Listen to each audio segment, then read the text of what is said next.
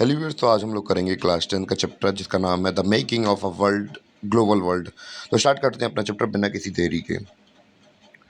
तो अगर हम लोग आज बात करें तो प्रेजेंट समय पर जो कंट्रीज़ हैं वो आपस में एक दूसरे के साथ बहुत अच्छी तरीके से कनेक्टेड हमें देखने को मिलती हैं। चाहे वो हम लोग बात करें ट्रेड के माध्यम से जुड़े हुए हों, आइडियाज़ के माध्यम से, बिजनेस, इंपोर्ट्स, एक्सपोर्ट, ट्रैवल के माध्यम से जुड़े हों। तो हम लोग ये देख रहे हैं कि जो हम लोग आजकल जी रहे हैं तो फिर हम लोग ग्लोबलाइजेशन की एरा में जी रहे हैं। तो हमें ये देखने को मिलता है। तो अगर हम लोग बात करें थाउजेंड ईयर एगो की, तो हज़ारों साल पहले भी हम लोग ट्रैवल करते थे, एक कंट्री से दूसरी जगह जाते थे। पर उस समय पर ग्लोबलाइजेशन इतनी ज़्यादा तेज़ी से नहीं हुआ था, इतना ज़्यादा इमर्ज नहीं हुआ था। पर अगर हम लोग बात करें कि प्रेजेंट डे की, तो हम लोग बात करें ग्लोबलाइजेशन बहुत ज़्यादा इमर्ज हो चुका है। हमारी टेक्नोलॉजीज़ बहुत एडवांस हो चुकी हैं। तो हम लोग का हाल क्या कनेक्ट कर सकते हैं तो एक कंट्री से दूसरे कंट्री में कुछ सेकेंड्स के माध्यम से ही। तो हमने यही देखा कि प्रेजेंट समय पे हम लोग पहले से ज़्यादा एडवांस हो चुके हैं और काफ़ी ज़्यादा ग्लोबलाइजेशन बढ़ चुकी है, मतलब इमर्ज कर चुकी है। तो इस चैप्टर में बेसिकली हम लोग यही पढ़ेंगे कि जो नॉर्मल वर्ल्ड था हमारा पहले इतना सिंपल था, वो इतना ज़्यादा ग्लोबल वर्ल्ड कैसे बन गया, यानी कि इतना ज़्यादा इंटरकनेक्शन कैसे हो गई अलग अलग कंट्रीज़ के साथ। तो यही डिस्कस करेंगे हम लोग इस चैप्टर में। तो हमारा पहला टॉपिक होने वाला है द प्री मॉडर्न वर्ल्ड, यानी कि जो हम लोग मॉडर्न वर्ल्ड देख रहे हैं इससे पहले कैसा था। तो इससे पहले हम लोग पहले ग्लोबलाइजेशन समझ लेते हैं एक्चुअली होता क्या है, फिर हम लोगों को कॉन्टेक्स्ट अच्छे से समझ में आ जाएगा। तो अगर हम लोग बात करें the movement of good capital services ideas and people from one nation to other nation is called globalization, यानी कि अगर मूवमेंट होता है किसी भी गुड्स का, कैपिटल का, या कुछ काम का, या आइडियाज़ का, या लोगों का, तो हम लोग इसे क्या कह सकते हैं, एक नेशन से दूसरी नेशन में जब पहुंचेगा तो उसे ग्लोबलाइजेशन कह देंगे। चाहे वो सामान का हो, चाहे सर्विसेज का हो, चाहे आइडिया का हो, चाहे कैपिटल का, चाहे माइग्रेशन हो रही हो लोगों की, तो हम लोग इसे क्या कह देंगे, ग्लोबलाइजेशन कह देंगे। तो हम लोगों ने देखा था कि पुराने समय से क्या था, बहुत से लोग क्या करते थे, ट्रैवल करते थे। चाहे वो ट्रेडर्स हों, चाहे प्रीस्ट हों, चाहे पिलग्रिमेज हों, तो ये बहुत दूर दूर तक चलते, मतलब ट्रैवल करते थे और अलग अलग पर्पज से करते थे ट्रैवल। तो किसी को नॉलेज चाहिए होती थी, किसी को अपॉर्चुनिटी चाहिए होती थी, और किसी को स्पिरिचुअल फुलफिलमेंट यानी कि आत्म शांति चाहिए होती थी। तो क्या लोग ये लोग अकेले ट्रैवल करते थे? नहीं, ये लोग अपने साथ सामान लेके चलते थे। जैसे गुड्स हुए, अपनी कलाएं हुई, अपने आइडियाज़ हुए, अपना पैसा हुआ, या फिर नई नई खोजें हुई। और कभी कभी तो ये होता था कि अपने साथ बीमारियां लेके चलते थे। अब किसी कंट्री में कोई बीमारी है तो वो अपने साथ लेके दूसरी कंट्री में पहुंच जाएगा। तो यही हम लोग कह सकते हैं कि अलग अलग कंट्रीज़ में बीमारियां भी फैलती थी पहले के समय पर। तो हम लोग बात करें एंशिएंट टाइम में, हमें पास बहुत सारे, प्रेजेंट टाइम में हमें बहुत सारे ऐसे एविडेंसेस मिले हैं कि जो हमारे एंशिएंट टाइम के लोग होते थे वो एक कंट्री से दूसरी कंट्री में ट्रेड करते थे। तो जैसे कि यहाँ पे जो कॉरीज लिखी हैं, कॉरीज क्या होती हैं, सी सेल्स होती हैं। तो इनका इस्तेमाल किया जाता था, ऐसा करेंसी इस्तेमाल किया जाता था अलग अलग कंट्रीज़ के अंदर, जैसे कि लोग व्यापार करते थे। और हम लोग बात करें दूसरे एग्जाम्पल्स भी हैं, जिससे हमें पता चला है कि जो एंशिएंट टाइम के लोग होते थे वो एंशिएंट इंटरनेशनल ट्रेड करते थे, यानी कि इंटरनेशनल एक जगह से दूसरी जगह जाकर ट्रेड करते थे। इवन कि हम लोग बात करें इंडस वैली सिविलाइजेशन के अंदर हमें हड़प्पन जो सॉरी इंडस वैली सिविलाइजेशन के अंदर हमें वो मेसोपोटामिया की सील्स मिली हैं, और मेसोपोटामिया के अंदर हड़प्पन सिविलाइजेशन की सील्स मिली हैं, जो कि हम लोग बात करें वो इंडिया में थी, इंडस वैली सिविलाइजेशन, और मेसोपोटामिया बहुत दूर थी हमसे। और तब भी हमें क्या मिले, रिलेशन मिले एक दूसरे के, क्योंकि वहाँ पे हमें सील्स मिली हैं वहाँ की। तो हम लोगों ने देखा था कि एंशिएंट टाइम में ट्रेड तो होता था। कैसे ट्रेड होता था? तो रास्तों से ट्रेड होता था। कौन से रास्ते से? सिल्क रूट से ट्रेड होता था। जो यहाँ मैप में आपको जहाँ-जहाँ ये लाल-लाल जगह दिख रही हैं, तो मेनली यही रूट होती थी जो कि अलग-अलग कंट्रीज़ को जोड़ती थी, और जो व्यापारी होते थे इन्हीं रूट्स के थ्रू आते थे। तो यही यही सिल्क रूट से लिंक जुड़ी हुई थी पूरे वर्ल्ड की। तो यही था जो ट्रेडिंग का रास्ता था। तो हम लोग यही कह सकते हैं, silk route was a network of ancient trade route which connect Asia, Europe and Africa. तो भैया जो सिल्क रूट था यही एक नेटवर्क था जो कि अलग अलग कंटिनेंट्स को, अलग अलग कंटिनेंट को जो ट्रेड रूट था उसके रास्तों को जोड़ता था, चाहे वो एशिया हो, चाहे यूरोप हो, चाहे अफ्रीका हो, इन सभी को जोड़ के रखता था। कौन? Silk route. और हम लोग बात करें कि जो सिल्क रूट होता था, ये क्रिश्चियन एरा से भी पहले से चल रहा है, और हम लोग बात करें 15 सेंचुरी तक ये काफ़ी एग्जिस्टेंस में रहा, फिर उसके बाद थोड़ा कम हो गया। और हम लोग बात करें बहुत सारे ट्रैवलर्स से यहाँ से आते थे, जाते थे, और क्या ले जाते थे, एशिया से ले जाते थे बहुत सारा चीज़ें। जैसे कि हम लोग बात करें यूरोपियन बहुत सारे गुड्स हुए, जैसे कपड़े हुए, टेक्सटाइल हुए, मसाले हुए, तो ये सब ले जाते थे। और वहाँ से क्या लाते थे, गोल्ड लाते थे, सिल्वर लाते, तो ये सब वहाँ से मतलब यूरोप से आते थे हमारे यहाँ पे। तो इससे हम लोग बहुत ज़्यादा प्रॉस्पेरस हो गए थे, यानी कि आप लोग बात करें कि 18 सेंचुरी तक हम लोग बहुत 16 17 18 सेंचुरी तक हम लोग बहुत अमीर थे, इंडिया और चाइना दोनों ही। इस रूट से हम लोग बात करें कि जो चाइनीज़ सिल्क था इसका जो ट्रैवल था यानी कि ट्रेड था बहुत ज़्यादा होता था, इस वजह से इसका नाम क्या पड़ गया था, सिल्क रूट पड़ गया था। तो हम लोग बात करें क्या ये सिल्क रूट जो ट्रेड होता था उसके लिए होता था, यानी कि व्यापार के लिए होता था? तो हम लोग ऐसा नहीं कह सकते हैं कि व्यापार के लिए ही होता था। तो हम लोग बात करें चाहे वो क्रिश्चियन मिशनरीज हो, मुस्लिम प्रीचर्स हो, बुद्धिस्ट मॉन्क हो, तो भैया ये लोग ट्रैवल करते थे किसके लिए? ये लोग करते थे दो चीज़ों के लिए ट्रैवल करते थे। तो सबसे पहले स्पिरिचुअल फुलफिलमेंट यानी कि आत्म शांति के लिए ट्रैवल करते थे अलग अलग जगह। इन्हें पता चलता था कि हाँ भैया यहाँ कोई महान व्यक्ति है, इससे मिलने जाना, तो ऐसे। और दूसरा अपना कल्चर प्रमोट करने के लिए। तो हम लोग इसमें कह सकते हैं कि silk routes are the good example of vibrant pre modern trade and cultural links की तरह काम करते थे ये between distant part of the world, यानी कि अलग अलग हिस्सों में ये जोड़ के रखते थे सिल्क रूट कल्चर लिंक को। तो हम लोग बात करें कि भैया क्या हम लोग जब ट्रैवल करते ही थे, तो इतने सारे लोग ट्रैवल कर ही रहे हैं, तो क्या खाली यहाँ ट्रेड करेंगे, खाना आना साथ नहीं ले जाएंगे? तो हम लोग बात करें फूड भी ट्रैवल करता था। तो कैसे कैसे ट्रैवल करता था, हम लोग इतने दूर दूर तक जाते थे तो हमारे साथ खाना भी ट्रैवल होता था।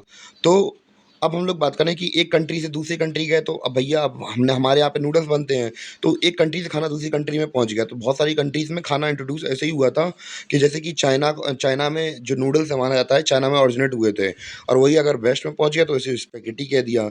वही हम लोग बात करें जो पास्ता उसका ओरिजिनेट अरब में हुआ है, तो वहाँ पर इटली में जाके इसे सिसिली कह दिया गया।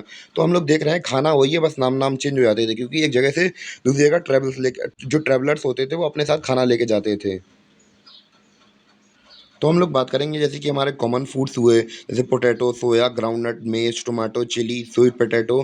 तो हम लोग कभी भी इससे फ़ैमिलियर थे नहीं, ना हम थे ना यूरोपियन कंट्रीज़ थीं। तो फिर हम लोग हमें इनके बारे में पता कैसे चला? तो जो हमारे क्रिस्टोफर कोलंबस हैं, जिनकी स्पेलिंग अभी पूरी नहीं आई है, मैं उसकी स्पेलिंग हाँ, अब स्पेलिंग सही है। तो भैया हमारे जो क्रिस्टोफर कोलंबस थे, तो भैया इनकी देन है ये सब कि हम लोगों के पास पहुँच सका, क्योंकि ये एक अमेरिका में उगते थे और यही गए थे अमेरिका की खोज करने, तो वहीं से इन्होंने बताया था सबको कि हाँ, ऐसी प्रकार की क्रॉप्स वगैरह भी होती हैं। वही हमने बोला कि भैया यूरोप के अंदर 16वीं सेंचुरी के अंदर एक एक्सप्लोरर यानी कि घुमक्कड़ आदमी क्रिस्टोफर कोलंबस कहाँ पहुँचे? अमेरिका पहुँचे, और उन्होंने देखा कि यहाँ पे अलग अलग प्रकार की क्रॉप्स उगाई जाती हैं। तो फिर बेसिकली ये आए कहाँ पे, यूरोप में, एशिया में, सबको पता चला कि भैया ऐसी ऐसी फसलें भी उगाई जाती हैं, तो हम लोगों ने भी फसलें उगाना स्टार्ट कर दिया, और जो यूरोप था वो तो भैया दिमाग उनका ज़्यादा तेज चलने लगा। तो भैया यूरोप वाले तो बहुत खुश हो गए, फ़ैमिलियर हो गए, भैया टमाटर मिल गया, अरे आई मीन आलू मिल गया हमें भैया, ऐसी खतरनाक चीज़ हमें पहली बार मिली भैया, तो भैया इन्हें एक अच्छा खाना मिल गया। तो भैया क्या इन्हें इन्हें ये लोग इन लोगों को ये पता नहीं था कि ये लोग इतने ज़्यादा डिपेंडेंट हो जाएँगे, इन लोगों को नहीं पता चलेगा कि इसकी वजह से लाखों लोग मरेंगे। तो कैसे मरेंगे अब हम लोग वो जानते हैं। तो क्या हुआ था यूरोप में, हम लोग बात करें कि जो यूरोप था वहाँ पे ये लोग बहुत ज़्यादा डिपेंडेंट हो गए थे किसके ऊपर, पोटैटो के ऊपर, यानी कि आलू के ऊपर। तो वहाँ पे आयरलैंड के अंदर एक जगह है, तो वहाँ पे मिड 1840 में क्या हुआ था कि भैया वहाँ पे थोड़ी क्या फैल गई थी बीमारी के कारण, वहाँ पे जो आलू की फसल थी वो खराब हो गई थी। ये लोग भैया डिपेंडेंट थे आलू के ऊपर, और कुछ उगा ही नहीं रहे थे। तो हुआ क्या, 1845 से लेकर 1849 के बीच में अप्रॉक्स 10 लाख लोगों की मृत्यु हो गई थी इस फ़ैमाइन के कारण। तो इसे क्या नाम दिया गया, द ग्रेट आयरिश फ़ैमाइन कहा गया इसे, या फिर हम लोगों ने इसे नाम दिया द पोटैटो फ़ैमाइन कह दिया हम लोगों ने इसे। हमारा अगला टॉपिक है कॉन्क्वेस्ट, डिजीज़ एंड ट्रेड। तो हो क्या रहा था कि यूरोपियन ने क्या ढूँढ लिया था, एशिया और अमेरिका को ढूँढ लिया था सी रूट के थ्रू 16वीं सेंचुरी के अंदर। तो इन्हें बहुत ज़्यादा ट्रेड में क्या हो रहा था, बहुत इनका ट्रेड आसान हो गया था और इन्हें बहुत सारा फ़ायदा हो रहा था। तो भैया यूरोप में ने क्या सोचा, यूरोप ने सोचा कि भैया अब चलो कॉलोनी सेटअप करते हैं हर जगह पे। तो इन्हें पता चला था कि यूरोप, इन्होंने सोचा कि भैया अमेरिका के अंदर खोज तो लिया ही गया था। तो इन टर्म्स ऑफ रिसोर्सेज जो अमेरिका था वो बहुत ज़्यादा रिच था। यहाँ पे अलग अलग प्रकार की फूड क्रॉप्स थी और प्रीसियस मेटल सिल्वर वगैरह थे। और यहाँ पे एक अफवाह भी थी कि एल डोराडो नाम का एक शहर है जहाँ पे ये क्या है, सोने का शहर है, यहाँ पे सोना ही सोना है। तो फिर भैया इन लोगों ने सोचा कि वहाँ पे कॉलोनी इस्टेब्लिश करी जाए अपनी। तो भैया इन लोगों के मन में आ गई लालच कि भैया इतना पैसा है, इतना पैसा है। तो फिर जो यूरोपियंस करते हैं वो तो उन्होंने डिसाइड कर लिया कि हम लोग क्या करेंगे, कॉलोनाइज करेंगे अमेरिका को। तो फिर ये जो पोर्टुगीज और स्पेनिश होते हैं ये निकल चलते हैं मिड 16वीं सेंचुरी में, कहाँ पे, अमेरिका के लिए, और अपने साथ ले जाएंगे अपनी बीमारियाँ। तो कैसे इन्होंने कॉन्कर किया जर्म्स की मदद से, तो हम लोग बात करें पोर्टुगीज़ निकल गए थे वहाँ पे, तो भैया ये लोग बिना मिलिट्री, बिना आर्म्स के पहुँच गए वहाँ पे, तो और ले गए क्या साथ में अपनी बीमारियाँ, स्मॉल पॉक्स, चिकन पॉक्स। तो इन्होंने क्या किया वहाँ पे जैसे ही गए तो फिर बहुत सारी वहाँ पे डिसीज़ फैलने लगीं। ये लोग गए वहाँ पे तो इन्होंने ईज़िली वहाँ पे जब डिसीज़ होने लगीं, तो लाखों की मात्रा में लोग बीमारियों से मरने लगे। क्यों? क्योंकि भैया उनका जो इम्यून सिस्टम था वो बहुत ज़्यादा वीक था। क्योंकि उन्होंने बाहर के लोगों को कभी देखा ही नहीं था, ना उनकी बीमारियाँ थी। तो जैसे कि हमें पता है कि हमारी बॉडी के अंदर बीमारियाँ कैसे काम करती हैं, हम लोग किसी बीमारी से तभी सर्वाइव कर सकते हैं तो जिससे कि हम लोग फ़ैमिलियर होते हैं। तो यही सिस्टम काम करता है। तो भैया इनका इम्यून सिस्टम ऐसी बीमारियों के लिए था ही नहीं। तो भैया जब इन्हें बीमारी लगी तो भैया सब के सब मर गए ज़्यादा से ज़्यादा, और यूरोप ने ईज़िली इस अमेरिका को कॉन्कर कर लिया, बिना किसी मिलिट्री या फिर आर्म्स के, वो भी किसके थ्रू? बीमारियों के थ्रू। तो भैया यूरोप इससे भी खुश नहीं था कि भैया उन्होंने इतना कॉन्कर कर लिया, तब भी खुश नहीं था। क्यों? क्योंकि भैया यहाँ पे पॉपुलेशन बढ़ रही थी। यहाँ पे हम लोग बात करें कि बहुत सारी प्रॉब्लम सफ़र कर रहा था पूरा यूरोप, डिसीज़ेज़ थी, पॉवर्टी थी, कॉन्फ्लिक्ट चल रहे थे, इतनी सारी प्रॉब्लम्स थी, तो भैया यूरोप इतना ज़्यादा खुश भी नहीं था, इन्होंने इतना कॉन्कर कर लिया तब। 18th सेंचुरी तक हमने देखा था कि जो इंडिया और चाइना थे तो ये रिचेस्ट कंट्रीज़ थे पूरे वर्ल्ड की। तो हमें ये देखने को मिलता था, और हम लोग बात करें कि इसके बाद क्या हुआ कि चाइना क्या चले गया, आइसोलेशन में चला गया, और इसने फिर ट्रेड वगैरह दूसरों के साथ रिलेशन करना थोड़ा बंद कर दिया। इसकी वजह से जो इम्पोर्टेंस थी अमेरिका की वो बढ़ने लगी, और यूरोप था वो क्या बन गया, सेंटर बन गया किसका, ट्रेड का सेंटर बन गया। तो भैया अब सेंटर बनने के बहुत सारे फ़ायदे भी तो होते हैं भैया मेरे, जो अभी तक हमें देखने को मिल रहे हैं। अब हम लोग बात करेंगे कि 1850 से लेकर 1940 के बीच में ग्लोबलाइजेशन कैसे हुआ, इसके बारे में हम लोग डिटेल समझते हैं। यही हमारा अगला टॉपिक है। तो हम लोगों ने पूरा वर्ल्ड देख लिया था कि भैया पूरा वर्ल्ड चेंज हो रहा था इस समय पर अलग अलग पर्सपेक्टिव से, जैसे कि इकोनॉमिकली, पॉलिटिकली, सोशली, कल्चरली और टेक्निकल, और हमारे अलग अलग एक्सटर्नल रिलेशन अलग अलग बार बार सेप हो रहे थे इन चेंजेस की वजह से। तो हम लोगों ने देखा बहुत सारे चेंजेस हमें देखने को मिले 19th सेंचुरी में। इकोनॉमिकली कैसे फ़ायदा हो रहा था, हम लोग 19वीं सेंचुरी तक देखेंगे। इकोनॉमिस्ट आइडेंटिफाई, यानी कि इकोनॉमिस्ट ने 3 प्रकार के फ्लोज़ देखे 18 सेंचुरी से 19वीं सेंचुरी तक। और कौन-कौन से फ्लो देखे? पहला देखा फ्लो ऑफ ट्रेड, यानी कि हम लोग बात करें कि टेक्सटाइल, व्हीट का ट्रेड हो रहा था बहुत ज़्यादा। दूसरा था फ्लो ऑफ लेबर, यानी कि पीपल माइग्रेट कर रहे थे एक जगह से दूसरी जगह काम करने के लिए। तीसरा था फ्लो ऑफ कैपिटल, यानी कि लोग आप नई-नई जगह देख रहे थे जहाँ पे वो लोग पैसा इन्वेस्ट करके पैसा अर्न कर सकते थे। तो पहला हमने देखा था कि for travel goods, for better employment, for investment. तो ये 3 फ्लोज़ हमें 18-19 सेंचुरी में देखने को मिले थे। हम लोग बात करें traditionally world economy take shapes, कैसे-कैसे इन्होंने वर्ल्ड इकोनॉमी ने शेप लिया अपना। तो हम लोग बात करें ट्रेडिशनली नॉर्मली क्या होता था कि जो कंट्रीज़ थी वो यही चाहती थी कि वो क्या हो, सेल्फ सफिशिएंट बने, यानी कि दूसरे के ऊपर हम लोग डिपेंडेंट ना रहें, अपने कंट्री के अंदर ही सारी प्रोडक्शन कर लें। तो पहले ये चलता था, अब नहीं चलता है, पर ध्यान रखिए। तो जैसा कि हमने बात की थी कि जो हमारे सेल्फ सफिशिएंट होने में कंट्री बिलीव करती थी कि सेल्फ सफिशिएंट हो जाएँ तो बहुत अच्छा होगा। तो ये 19th सेंचुरी में परसेप्शन चेंज हो गई कैसे? तो इसको जानते हैं कि भैया जो ब्रिटेन है, अब हम लोग ब्रिटेन का एग्ज़ाम्पल लेते हैं, तो यहाँ पे हम लोगों ने देखा था कि धीमे-धीमे पॉपुलेशन ग्रोथ हो रही थी, तो यहाँ पे फूड डिमांड बढ़ रही थी। तो जो लैंडेड ग्रुप थे, यानी कि ऐसे लोग जिनके पास बहुत सारी ज़मीनें थी, तो भैया इन्होंने सरकार को प्रेशर किया कि भैया कैसे भी करके जो बाहर से खाना आ रहा है उसको बंद कर दो। क्योंकि अगर बाहर से खाना आने वाला बंद नहीं करवाया तो फिर भैया हम लोग क्या करेंगे? हम लोग को तो फूड उगाना है ना। तो भैया इन्होंने प्रेशर किया तो सरकार से कहा, तो सरकार ने कॉर्न लॉ लगा दिया। यानी कि गवर्नमेंट रिस्ट्रिक्ट कर दिए इम्पोर्ट कॉर्न्स, और दूसरे जो फूड आइटम्स थे जो बाहर कंट्री से आते थे वो बंद कर दिए, जिससे कि इनकी जो प्रोडक्शन है वो इंक्रीज़ हो सके। तो भैया इनका क्या हो सके, जो इनको फ़ायदा हो सके, और इनकी कंट्री कैसी हो, सेल्फ सफिशिएंट बन जाए और बाहर से लाने की कोई ज़रूरत ना पड़े। तो ये ब्रिटेन सोच रहे थे। तो हम लोग बात करें कि भैया पॉपुलेशन तो दिन ब दिन इंक्रीज़ हो ही रही थी, और ये लोग क्या कर रहे थे, इनकी प्राइसेज़ भी मतलब डिमांड बढ़ रही थी, और डिमांड बढ़ेगी तो भैया प्राइस बढ़ेंगे ही बढ़ेंगे। तो प्राइस बढ़ रहे थे तो भैया यहाँ के जो इंडस्ट्रियलिस्ट थे, हम लोग बात करें, इन्हें डबल प्राइस देने पड़े थे उसी खाने के। तो फिर भैया इंडस्ट्रियलिस्ट और जो अर्बन डीलर्स थे, इन्होंने भैया सरकार को प्रेशर दिया, भैया ये कॉर्न लॉ हटाओ, बाहर से पैसा आने दो, क्योंकि बाहर का जो सामान है बहुत सस्ता था। तो जो ब्रिटिश गवर्नमेंट थी उसने क्या कर दिया, वो कॉर्न लॉ था वो एबॉलिश कर दिया, यानी कि हटा दिया। तो इसके भी भैया कॉन्सिक्वेंसेस देखने को मिले इन लोगों को। तो एज़ अ रिज़ल्ट हमें देखने को क्या मिला कि भैया यहाँ के जो फूड्स इम्पोर्ट थे बहुत चीपर थे, बाहर से जो आते थे, बहुत सस्ते होते थे। तो जो ब्रिटेन का मार्केट था, ब्रिटेन के फार्म से वो इतने सस्ते मालों के साथ कम्पीट कर ही नहीं सकते थे। तो भैया जो इन लोगों के यहाँ के किसान थे, इन्होंने सोचा भैया हटाओ अब हमें नहीं करनी खेती-वेती, तो इन्होंने अपने लैंड्स को कुछ किया ही नहीं उनमें। तो इससे क्या हुआ कि बहुत सारे लोग क्या हो गए अनएम्प्लॉयमेंट मतलब अनएम्प्लॉयड हो गए, यानी कि उनके पास कोई काम नहीं था। अब भैया लोग कहाँ जाएँगे? जब गाँव में काम नहीं होता तो लोग क्या करते हैं शहर में जाके काम करते हैं, जिससे कि उनका टाइम बच सके।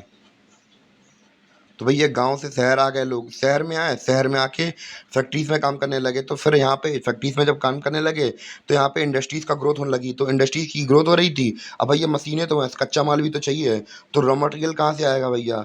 तो जो हम लोग बात करें यूरोप की दूसरी कंट्रीज़ हैं, जैसे कि ईस्ट यूरोप हुआ, रशिया हुआ, अमेरिका हुआ या फिर दूसरी कंट्रीज़ हुआ, ऑस्ट्रेलिया हुआ, तो यहाँ पे लैंड को क्या किया जाने लगा? क्लियर कर दिया जाने लगा कि भैया जो ब्रिटेन की डिमांड्स हैं बहुत ज़्यादा है, तो भैया जितना ज़्यादा तुम व्यापार करोगे, जितना ज़्यादा तुम रॉ मटेरियल वहाँ दोगे, उतना ज़्यादा पैसा कमाओगे। तो अलग-अलग कंट्रीज़ तो ब्रिटेन के लिए अब क्या करने लगी, भैया व्यवस्था करने लगी, अपने लैंड्स को काटने लगी, इससे कि ज़्यादा से ज़्यादा वो लोग प्रोडक्शन कर सकें अपना। तो हम लोग बात करेंगे भैया अब इतनी बड़ी सप्लाई वगैरह हमारी डिमांड वगैरह सप्लाई डिमांड की चेन बन चुकी है कि भैया पूरी दुनिया भर में ब्रिटेन के पास सामान जा रहा है, रॉ मटेरियल जा रहा है, तो उसके लिए ट्रांसपोर्टेशन फैसिलिटीज़ भी तो चाहिए पड़ेंगी।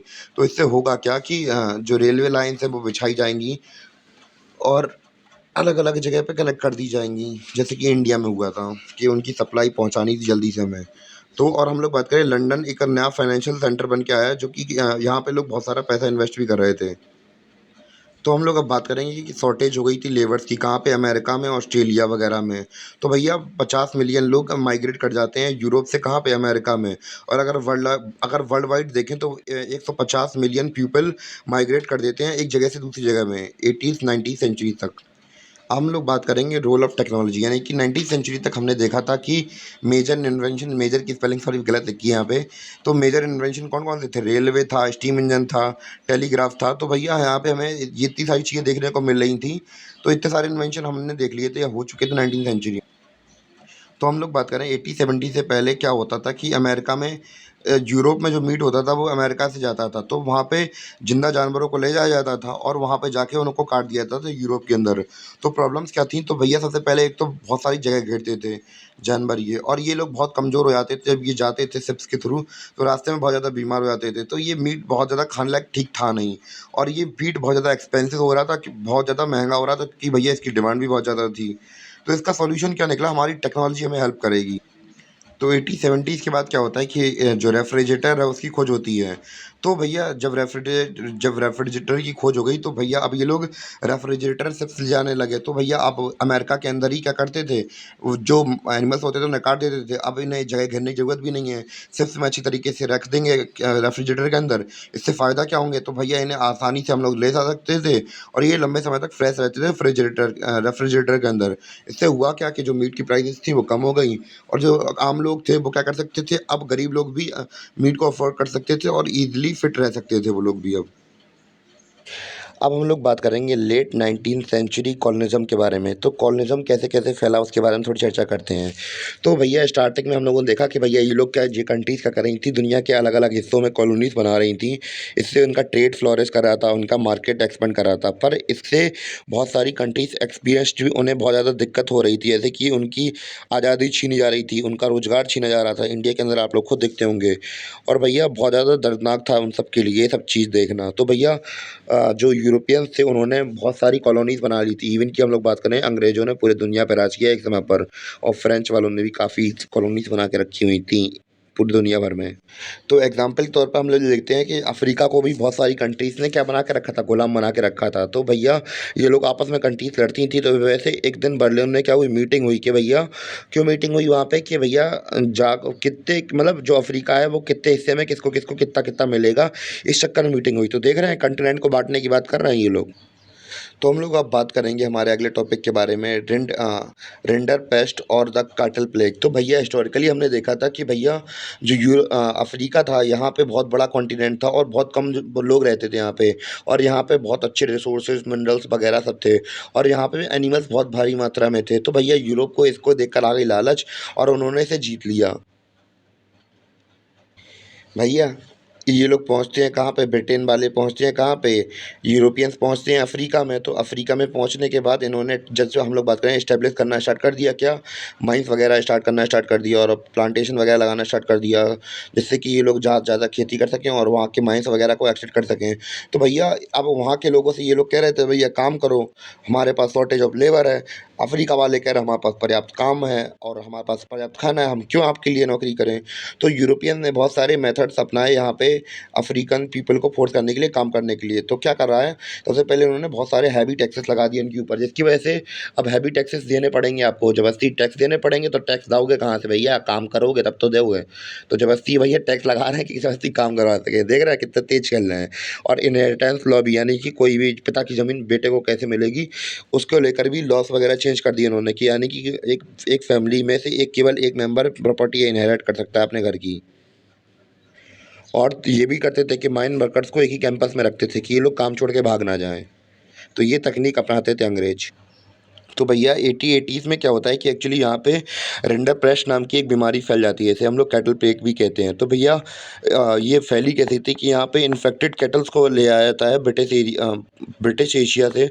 तो किस लिए, कि यहाँ पे फीड करा जा सके इटालियन सोल्जर्स को। तो भैया उनसे क्या हो गई, यहाँ पे बीमारी फैल गई बहुत कस के।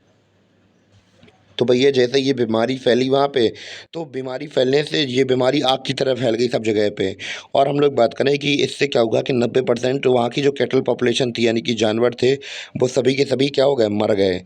और जब मर गए तो भैया इनका जो वो क्या बोलते हैं, लाइवलीहुड, यानी कि हम लोग बात करें रोज़गार था, वो ख़त्म हो गया। और रोज़गार ख़त्म होता है तो आदमी बहुत निराश हो जाता है भैया, बहुत दुःख होता है।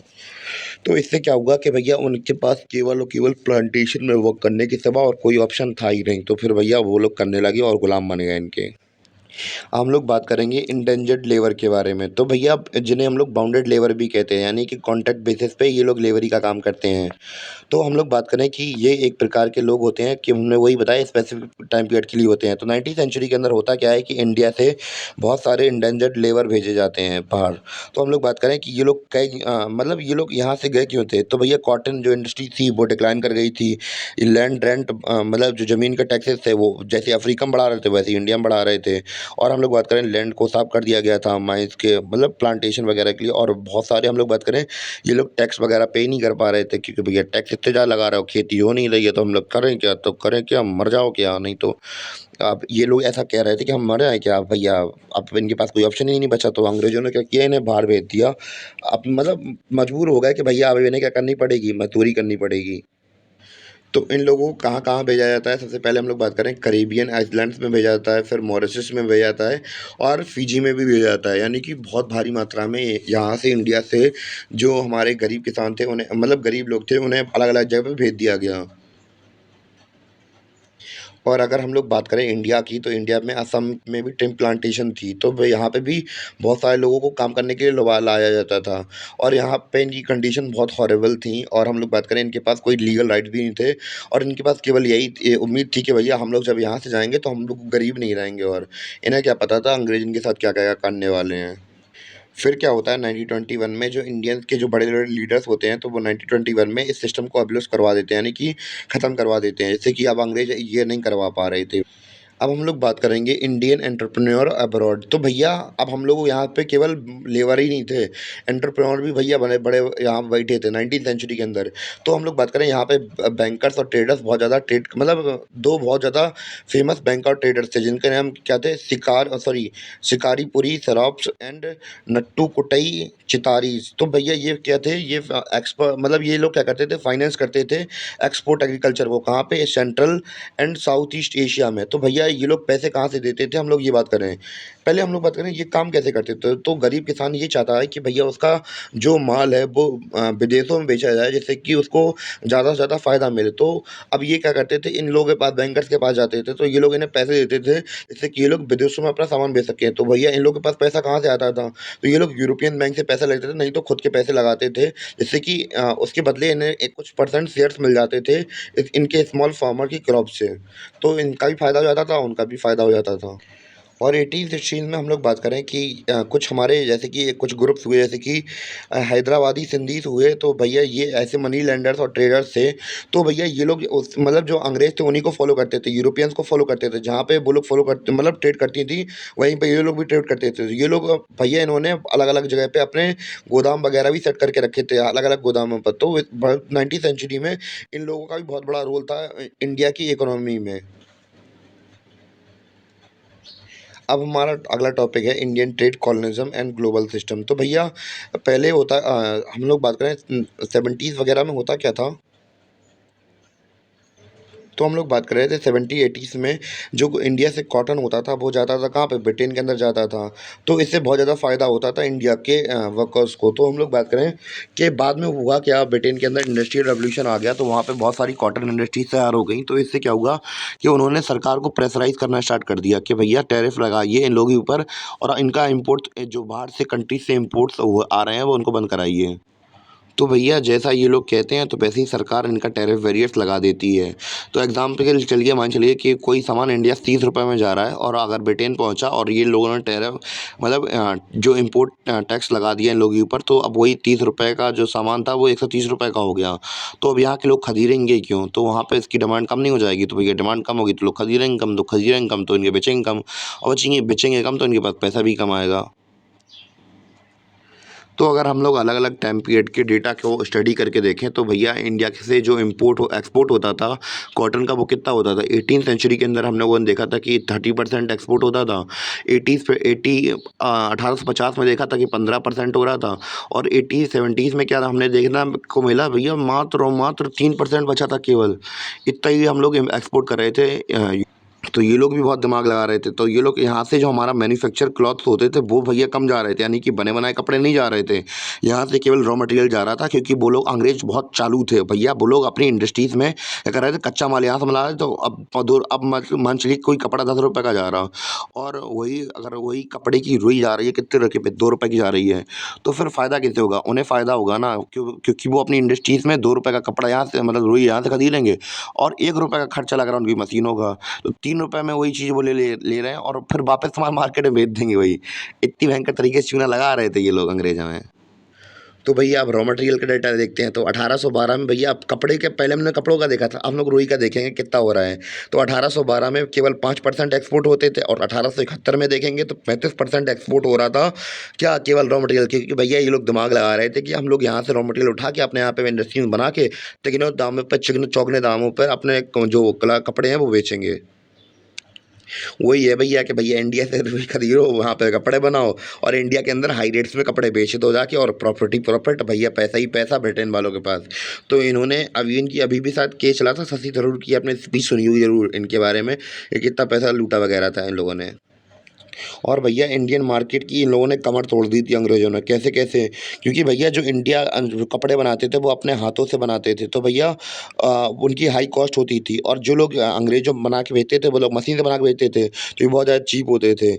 और इससे इनकी कमर टूट गई कि कोई खरीद ही नहीं रहा था भैया, इतना हाई टैरिफ वगैरह लगा दिए। और दूसरा ये था कि भैया जो अंग्रेज थे वो मतलब रॉ मटेरियल ले भी रहे थे, बिल्कुल मरे हुए दामों पे ले रहे थे। अगर मान चलिए कोई एवरेज प्राइस ₹100 है, और अच्छी प्राइस उसकी मिलती है तो कम से कम ₹300 ₹400 ऐसी मिल जाती थी। और पर ये लोग कितनी देंगे, ₹70 ही देंगे ₹100 की चीज़। तो भैया बिल्कुल मरे दामों पर चीज़ दे रहे थे, यानी कि गुज़ारा ही नहीं हो पा रहा था। तो इससे क्या होगा, बहुत सारे इंडियन वर्कर्स अपना काम ही करना छोड़ देंगे और मज़दूरी करने लगेंगे। वही लोग कहते हैं भैया मज़दूरी कोई अपने खुशी से नहीं करता, आप लोग मज़दूरों का कभी मज़ाक मत उड़ाना, क्योंकि भैया वो भी कभी आर्टिशियन थे।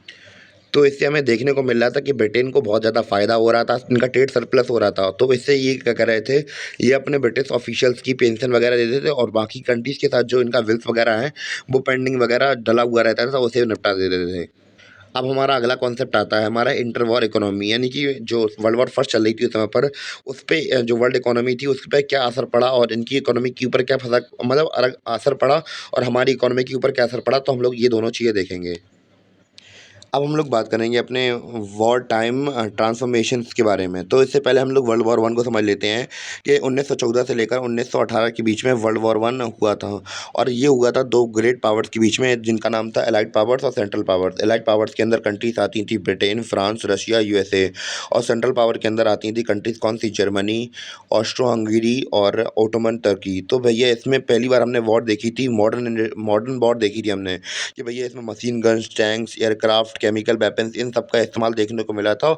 और लाखों लोगों की, हज़ारों लोगों की, करोड़ों लोगों की जानें गई थी। बहुत सारी मृत्युएँ हुई थी इस वॉर के दौरान। तो इम्पैक्ट क्या हुआ फर्स्ट वर्ल्ड वॉर का, तो भैया बहुत भारी मात्रा में डिस्ट्रक्शंस वगैरह हुए और करीब 9 मिलियन लोग मर गए और 20 मिलियन लोग घायल हो गए। और जो मिलियंस ऑफ सोल्जर्स थे वो क्या कर लिए गए, यहाँ पे लगा लिए गए, यानी कि शहरों से बुलाए गए और यहाँ पे मिलिट्री में ज्वाइन करवा दिया गया उन्हें। और इस वॉर के दौरान जो भैया आपको कमाने खाने वाला कोई है नहीं घर में, तो भैया औरतों को क्या करना पड़ा, फैक्ट्रियों में जाके काम करना पड़ा। और हम लोग बात करें जो मिल्क मो जो म मतलब अलग-अलग काम होते थे, तो वो कौन करता था? मेल्स करते थे। अब भैया जो मेल्स है वो उन्हें जाना पड़ा युद्ध लड़ने के लिए। अब भैया वो जब वॉर चल रही है तो फिर भैया फीमेल्स क्या करेंगी, काम करने स्टार्ट कर देंगी। तो हमें ये देखने को मिला वॉर के इम्पैक्ट से। और हम लोग बात करें कि इम्पैक्ट क्या हुआ, कि पहले ब्रिटेन के पास बहुत सारा पैसा था वर्ल्ड वॉर 1 से पहले, और पर वर्ल्ड वॉर 1 के बाद बहुत सारा पैसा इनका खर्च हो गया, तो भैया इन्हें बहुत सारा लोन लेना पड़ा, किससे? यूएसए यानी कि अमेरिका से। और केवल इन्होंने ही लोन नहीं लिया, दूसरी कंट्रीज़ ने भी अमेरिका से बहुत सारा लोन लिया। तो अगर हम लोग आज के समय पर अमेरिका को सुपर पावर की तरह देखते हैं, तो इसका रीज़न यही था, वर्ल्ड वॉर 1 और वर्ल्ड वॉर 2 के भैया बाद ही अमेरिका बहुत पावरफुल बन गया, क्योंकि भैया इनके पास इतना सारा पैसा आया, इतना सारा पैसा है कि बहुत ज़्यादा अमीर बन गई है। अब हम लोग बात करें, अंधा पैसा आ गया इनके पास आज के समय पे भी। हम लोग बात करेंगे पोस्ट वॉर रिकवरी, यानी कि वॉर के बाद क्या हुआ, कि भैया ये लोग दोबारा से मार्केट के अंदर उतरे। जब मार्केट के अंदर इंडियन मार्केट और जापान मार्केट के अंदर उतरे, तो इन्होंने देखा कि भैया जो इंडियन मार्केट था वो काफ़ी ज़्यादा ग्रो कर चुका था। इंडियन इंडस्ट्रीज़ और जापानीज़ इंडस्ट्रीज़ काफ़ी ज़्यादा ग्रो कर चुकी थी। तो अब भैया ये लोग कंपीट कर ही नहीं पा रहे थे उनके बराबर से, तो भैया बहुत ज़्यादा प्रोडक्शन कर रहे थे। तो अब ये लोग इतने बचे ही नहीं थे कि भैया उनके साथ युद्ध लड़ सकें या फिर बराबरी कर सकें उनकी मार्केट की। और दूसरा क्या हुआ कि उस समय पे इकोनॉमी पे क्या असर पड़ा, तो यहाँ पे ये जो गुड जो सामान की डिमांड थी वो बढ़ने लगी थी। क्यों? क्योंकि भैया आप युद्ध में यूनिफॉर्म चाहिए, हेल्थ के लिए बहुत सारी फैसिलिटीज चाहिए, मशीन चाहिए, आर्म्स चाहिए। तो भैया डिमांड हर चीज़ की बढ़ रही थी, डिमांड बढ़ रही तो प्रोडक्शन भी बढ़ेगा, प्रोडक्शन बढ़ेगा तो भैया एम्प्लॉयमेंट भी बढ़ेगी, तो एम्प्लॉयमेंट बढ़ेगी तो भैया इकोनॉमी क्या करेगी, बूम करेगी, बूम बूम बूम। भैया वॉर के बाद क्या हुआ, वॉर के बाद क्या, बहुत इनका दिमाग ख़राब हो गया भैया। जब वॉर ख़त्म हो गई भैया, तो हमें बारूद क्यों चाहिए, असला क्यों चाहिए, तसला क्यों चाहिए? तो भैया कुछ नहीं चाहिए, ना बंदूक चाहिए, ना गोला चाहिए। तो भैया अब जब चाहिए ही नहीं है तो डिमांड भी नहीं होगी, डिमांड नहीं होगी, प्रोडक्शन नहीं होगी, प्रोडक्शन नहीं हुआ, एम्प्लॉयमेंट नहीं होगा, एम्प्लॉयमेंट नहीं होगा तो भैया इकोनॉमी क्या होगी, डिक्रीज़ हो जाएगी आपकी, और क्या होगा। अब हम लोग बात करेंगे एग्रीकल्चर इकोनॉमी के बारे में। तो हम लोग बात करें बिफोर वॉर से पहले जो ईस्टर्न यूरोप था, बहुत भारी मात्रा में, सबसे ज़्यादा मात्रा में क्या उगाता था, बीट उगाता था, यानी कि इनकी मोनोपोली, मतलब बहुत ज़्यादा उगाते थे, सबसे ज़्यादा ये लोग उगाते थे। वॉर के दौरान क्या हुआ कि जैसे कंट्रीज हुई, तो जैसे कि कनाडा हुआ, यूएसए हुआ, ऑस्ट्रेलिया हुआ, ये लोग भी उगाने लगे। तो भैया यूरोप था वो तो बिजी था वॉर में, तो ये तो उगा नहीं पा रहे थे।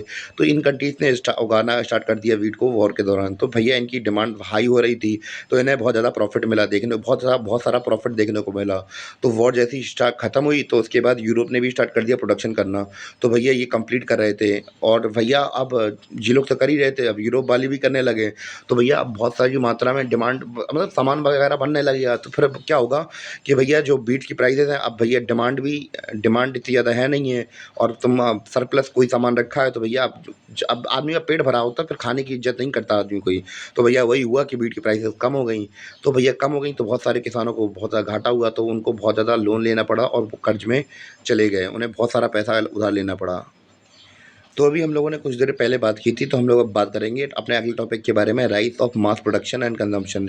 यानी कि अभी तक हमने पिछली बार बात की थी कि अमेरिका जो कि पहले कर्ज लेता था, अब कर्ज देने वाला बन गया था, और कैसे कैसे मास प्रोडक्शन होगी, अब हम लोग इसी टॉपिक के अंदर, इसी सब टॉपिक के अंदर समझेंगे। तो भैया हमने जब फर्स्ट वर्ल्ड वॉर देखा था, तो बाकी कंट्रीज़ को तो नुकसान हुआ था, तो क्या अमेरिका को कोई नुकसान नहीं हुआ था? नहीं, अमेरिका को भी नुकसान हुआ था, पर ये बहुत जल्दी रिकवरी कर लेते थे, मतलब रिकवरी कर ली उन्होंने। और कैसे कैसे रिकवरी कर ली, तो हम लोग अब समझेंगे। तो कैसे मास प्रोडक्शन हुई थी स्टार्ट, कैसे इकोनॉमी इतनी जल्दी रिकवर कर ली अमेरिका ने, उसके बारे में थोड़ी चर्चा करते हैं। तो अमेरिकन इकोनॉमी में एक नया फीचर इंट्रोड्यूस कर दिया गया, उसका वो कौन सा था?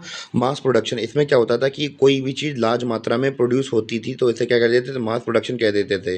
तो हेनरी हेनरी फोर्ड ने एक नया मॉडल निकाला था, इसे इन्होंने कहा था असेंबली लाइन मेथड। तो भैया इसीलिए इन्हें पाइनियर ऑफ मास प्रोडक्शन कहते हैं।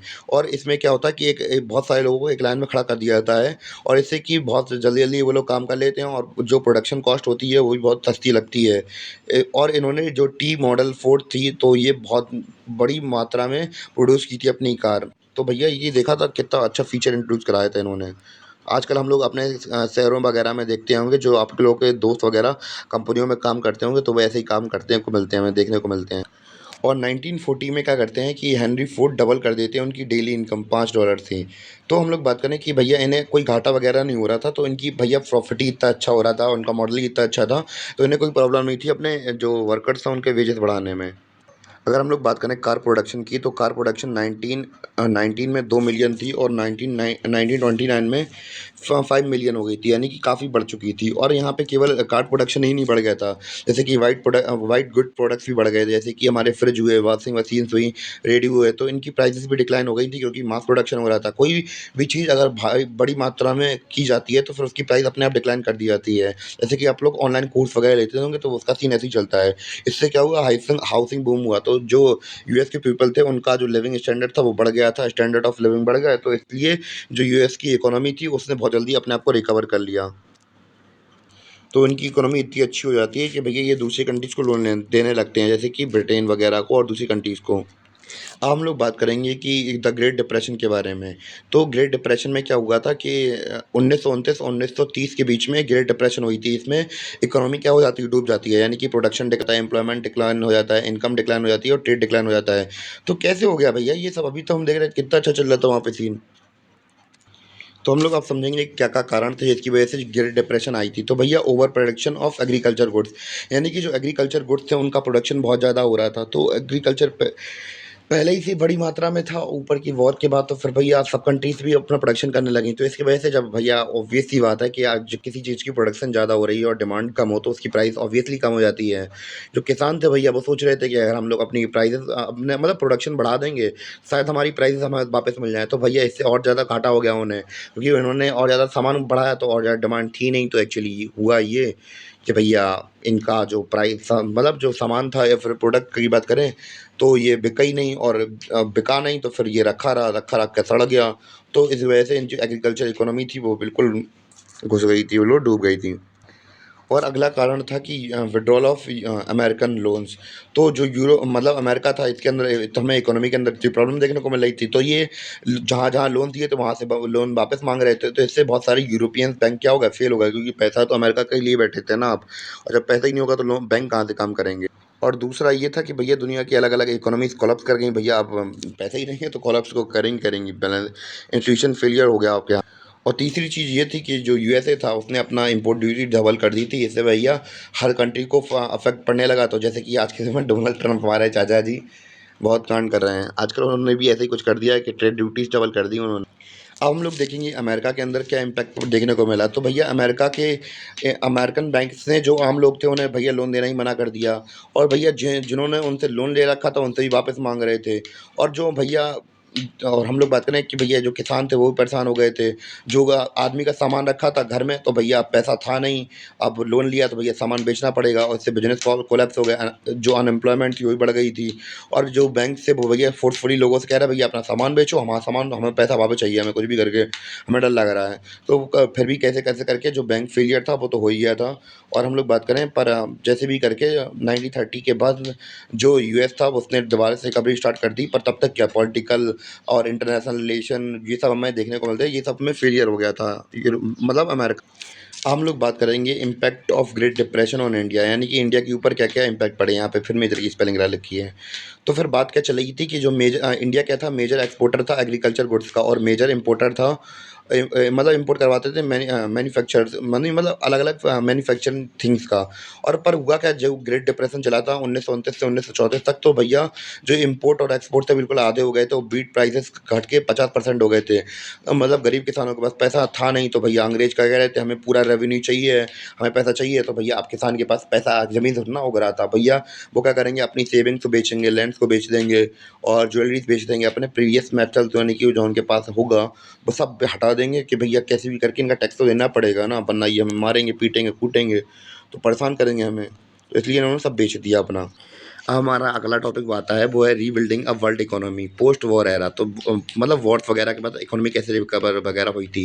इससे पहले हम लोग वर्ल्ड वॉर सेकंड समझ लेते हैं। तो वर्ल्ड वॉर जो सेकंड था वो वर्ल्ड वॉर फर्स्ट के 2 डेकेड बाद यानी कि 20 सालों बाद हुआ था। तो जिनका टाइम पीरियड था 1939 से लेकर 1945 तक। तो वर्ल्ड वॉर सेकंड हम लोग बात करें किन-किन के बीच में हुआ था, एलाइड पावर और सेंट्रल पावर्स के बीच में हुआ था। एलाइड पावर्स में थी Britain, France, Soviet union, America, और सेंट्रल पावर में थी नाज़ी, जापान, इटली। तो भैया ये आप अपोज़िट में लड़ रहे थे। तो इससे इम्पैक्ट क्या पड़ा सेकंड वर्ल्ड वॉर का, तो हम लोग ये देखते हैं। तो 60% जो 60 मिलियन पॉपुलेशन मर गई थी पूरे वर्ल्ड में। तो भैया अप्रॉक्स दुनिया का 3% पॉपुलेशन तो यहीं निपटा दिया इन लोगों ने। और मिलियन से ज़्यादा लोग क्या हो गए, घायल हो गए थे। और हम लोग बात करें सिविल, इस बार क्या हुआ था कि पहले के सोल्जर मरे थे, इस बार क्या हुआ था, आम जनता मारी गई थी इसमें। इससे हुआ क्या भैया, सेकंड वर्ल्ड वॉर के बाद जो दो कंट्रीज थी बहुत उभर के आई। पहली थी हमारी अमेरिका, ये जो कि वेस्टर्न वर्ल्ड में आर्मी और पैसे के मामले में डोमिनेट कर रही थी, और ईस्टर्न वर्ल्ड में थी हमारी सोवियत यूनियन, तो ये डोमिनेट कर रही थे पावर। ये दोनों आपस में, तो हम लोग कोल्ड वॉर वगैरह 12th क्लास में पढ़ते हैं। हम लोग बात करेंगे post war settlement and Bretton Woods institute. तो भैया जैसी वॉर थी, वॉर ख़त्म हुई, वॉर के बाद क्या हुआ कि भैया दुनिया के अलग अलग कंट्रीज़ ने मीटिंग हेल्ड की। उन्होंने कहा कि भैया कैसे भी करके, भैया इतनी वॉर तो हो गई है, अब कैसे भी करके अपनी इकोनॉमी को तो सही करना है। तो भैया इन्होंने कहा कि इकोनॉमी को कैसे स्टेबिलिटी करें। तो इन्होंने कहा इकोनॉमी को अगर स्टेबल करना है, तो हमने पहली बार देखा था कि अमेरिका के अंदर मास प्रोडक्शन हुई थी, तो वही करते हैं। तो भैया मास प्रोडक्शन करेंगे तो भैया पिछली बार घाटा नहीं हो गया, तो भैया अब हमें क्या करनी पड़ेगी, मास कंजम्पशन करनी पड़ेगी। तो मास कंजम्पशन करने के लिए क्या करना पड़ेगा कि लोगों की इनकम बढ़ानी पड़ेगी। लोगों की इनकम कब बढ़ेगी, जब उनके पास अच्छा एम्प्लॉयमेंट होगा। तो लोगों के पास अच्छा एम्प्लॉयमेंट कब होगा, जब जब गवर्नमेंट उन्हें एम्प्लॉयमेंट देगी। गवर्नमेंट एम्प्लॉयमेंट कब देगी, जब मास प्रोडक्शन होगा। तो इन्होंने ये करना स्टार्ट कर दिया। दूसरी बात थी कि भैया इन्होंने कहा कि भैया इकोनॉमिक लिंक बनाने पड़ेंगे दूसरी दुनिया के साथ, यानी कि पूरी दुनिया में एक दूसरे के ऊपर डिपेंडेंट रहना पड़ेगा, जैसे कि हम लोग आज देख रहे हैं। तो अप्रॉक्स आपको एक आइडिया लग गया होगा कि भैया दुनिया आज के समय में हम लोग जो देख रहे हैं वो कैसे लिंक हुई पुराने समय से। तो हमारा अप्रॉक्स एक कॉन्सेप्ट जो था वो क्लियर हो गया होगा कि जो लिंक थी पुराने समय से, और कैसे कैसे इकोनॉमीज पहले काम करती थी, और आपके बीच में लिंकेज आपके दिमाग में बैठ गई होगी। इतनी तो उम्मीद कर ही सकता हूँ मैं। तो अब इन मेजरमेंट को कैसे-कैसे इम्प्लॉयमेंट किया, मतलब इम्प्लीमेंट किया गया था। इन जो 2 मेजर्स हम लोगों ने लिए थे पहले।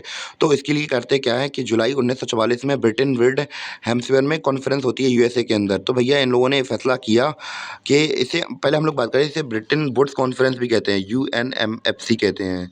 तो भैया इन्होंने कॉन्फ्रेंस बुलाई और इन्होंने 2 इंस्टीट्यूशन बनाए। तो कौन-कौन से इंस्टीट्यूशन बनाए? इन्होंने पहला बनाया आईएमएफ, और दूसरा बनाया आईबीआरडी, यानी कि जो आईएमएफ था उसे क्या कहा गया, इंटरनेशनल मॉनेटरी फंड कहा गया। इनका काम था कि भैया किसी कंट्रीज के बीच में अगर कहीं पे सरप्लस हो रहा है, कहीं पे बहुत कम प्रोडक्शन हो रहा है, तो भैया दोनों का बीच का मैनेजमेंट निकालो कैसे भी करके। और जो वर्ल्ड बैंक था, आईबीआरडी था, तो वो इनका काम था कि किसी भी कंट्री को फाइनेंशियली सपोर्ट करना, कि वो भैया वॉर के बाद या कैलेमिटी के बाद अपने आप को दोबारा से रिकंस्ट्रक्ट कर सके। तो इसके अंदर हम लोगों ने देखा कि इन इंस्टीट्यूशन के अंदर जो यूएसए था वो डोमिनेंस कर रहा था, क्योंकि भैया उसकी मतलब डिसीजन मेकिंग पावर ज़्यादा थी, क्योंकि भैया वॉर के बाद यही उभर के आए थे, मतलब निकल के आए थे, इनके पास पैसा ज़्यादा था।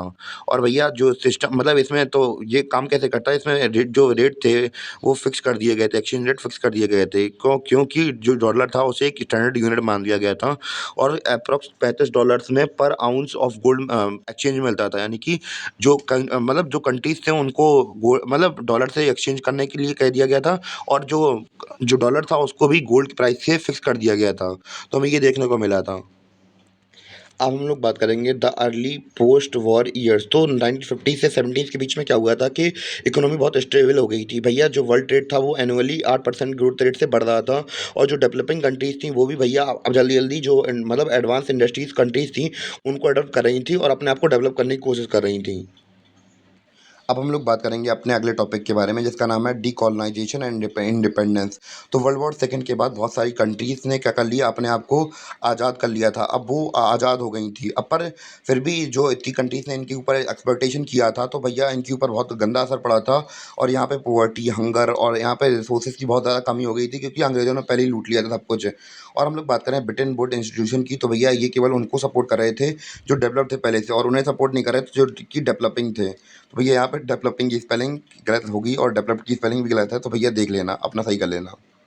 बाद में क्या हुआ कि भैया जितनी डेवलपिंग कंट्री थी उन्होंने अपने आप को ऑर्गेनाइज़ किया और एक ग्रुप बनाया G77। और उन्होंने कहा कि भैया डिमांड की किसकी, न्यू इंटरनेशनल इकोनॉमिक ऑर्डर की। तो इसमें इन्होंने कहा कि भैया जो सिस्टम होगा, तो इसमें रियल पावर किसके पास रहेगी, नेचुरल रिसोर्सेज की उन कंट्रीज़ के पास ही रहेगी जो कि इस ग्रुप के मेंबर्स हैं, और फालतू में जो पावरफुल कंट्रीज़ हैं उनके पास नहीं होगी।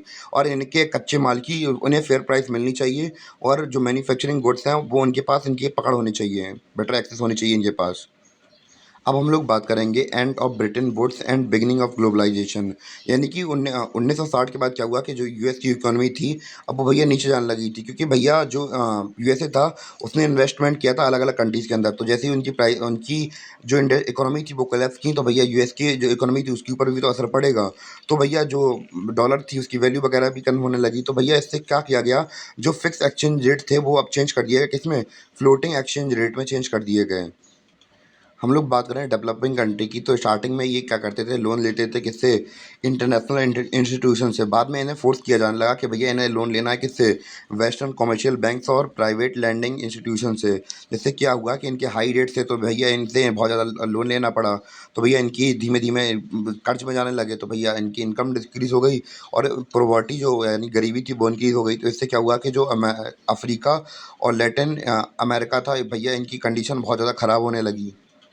वही हम लोग बात करें किसकी, चाइना की। तो चाइना के अंदर हम लोगों ने देखा कि पॉपुलेशन ज़्यादा थी, और इस वजह से यहाँ पे भैया लोग आए, अपनी कंपनी इस्टेब्लिश की। तो भैया बहुत पावरफुल, मतलब एक वर्ल्ड इकोनॉमी के तौर पर ये जो चाइना था वो उभर के आया। यानी कि पॉपुलेशन ज़्यादा थी और काम करने वाली लेबर बहुत सस्ते थे, तो भैया यहाँ पे एमएनसीज आई और बहुत ज़्यादा इन्वेस्टमेंट किया, तो ये सुपर पावर बन के निकला। और भैया सिमिलरली इंडिया के साथ भी ऐसे ही हुआ।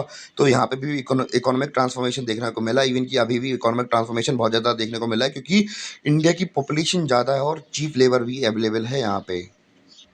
तो हमें ये देखने को मिला कि भैया पहले के समय पे वर्ल्ड कनेक्टेड थे, और अब के समय पे वर्ल्ड और ज़्यादा इंटरकनेक्टेड हो गए हैं, क्योंकि भैया अब ज़रूरत है। अगर नहीं होंगे तो भैया फिर आप बच नहीं पाएंगे, और या फिर सर्वाइव नहीं कर पाएंगे। दिक्कत तो यही हो जाती है। तो यहीं अपना चैप्टर ख़त्म होता है। मिलते हैं अपने अगले लेक्चर के साथ, और उम्मीद करता हूँ कि आपको लेक्चर समझ में आया हो। धन्यवाद।